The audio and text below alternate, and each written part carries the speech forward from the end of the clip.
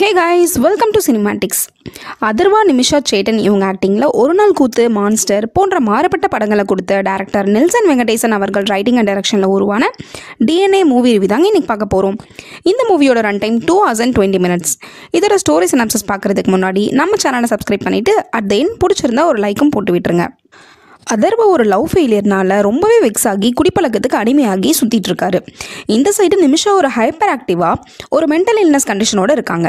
இவங்க 2 பேருக்கும் மேரேஜ் ஆகி எந்த ப்ராப்ளமும் இல்லாமல் ஹாப்பியாக வாழ்ந்துட்டு வராங்க.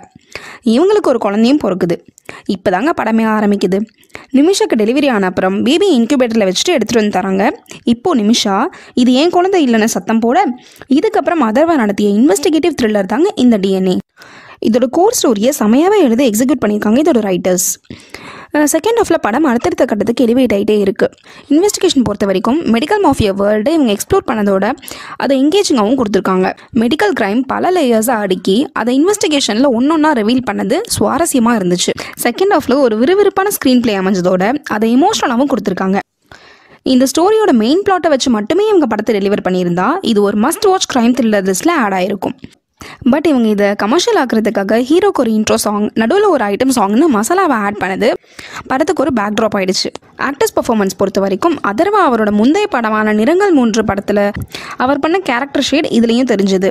மற்றபடி ஆக்ஷன் சீன், எமோஷனல் சீன்ஸ் எல்லாம் தெரிக்க விட்டாருங்க. நிமிஷாவும் தன் குழந்தையை காணுன்ற ஏக்கமாகட்டும், தன் கணவன்கிட்ட கோவப்படுற காட்சிகளாகட்டும்னு எல்லா ஆங்கிள்லையுமே ரொம்ப யதார்த்தமாகவே தன் நடிப்பை வெளிப்படுத்தியிருந்தாங்க.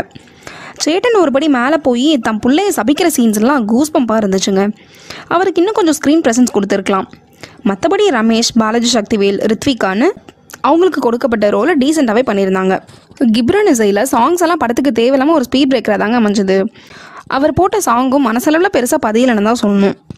பிஜிஎம்ஸ் பொறுத்த வரைக்கும் சீன் மூட்க்கு ஏற்ற மாதிரி டீசெண்டாகவே பண்ணியிருந்தார். இந்த DNA வேர்ல்டை நீட்டாகவே கேப்சர் பண்ணி ப்ரெசென்ட்டும் பண்ணியிருக்காரு சினிமாட்டோகிராஃபர். எடிட்டிங் ஆல்ரெடி சொன்ன மாதிரி கமர்ஷியல் எலமெண்ட்ஸை தூக்கிட்டு இதோட கோர் ஸ்டோரி அண்ட் கேரக்டர்ஸை மட்டுமே எஸ்டாப்ளிஷ் பண்ணி சொல்லியிருந்தா இன்னுமே பெட்டரான படமாக வந்திருக்கும். இந்த மூவியோட பாசிட்டிவ்ஸ்னு பார்த்தீங்கன்னா ஸ்டோரியோட மெயின் பிளாட், சுவாரஸ்யமான second half, screenplay, actors performance and cinematography இதெல்லாம் தாங்க. நெகட்டிவ்ஸ்னு பார்த்தீங்கன்னா கமர்ஷியலுக்காக சேர்க்கப்பட்ட சில சீன்ஸ், ஸ்டோரி செட் பண்ணுறதுக்காக எடுத்துக்கிட்ட first half, speed breaker songs, மூவியோட டியூரேஷன் இதெல்லாம் தான். ஓவராலாக ஒரு இன்வெஸ்டிகேட்டிவ் த்ரில்லரில் இது ஒரு டீசென்ட் வாட்ச்னு தான் சொல்லணும். So if you are interested, go and watch the commercial and engaging thriller mixture of DNA. Cinematics rating for this movie is 6.5 out of 10. Thank you guys.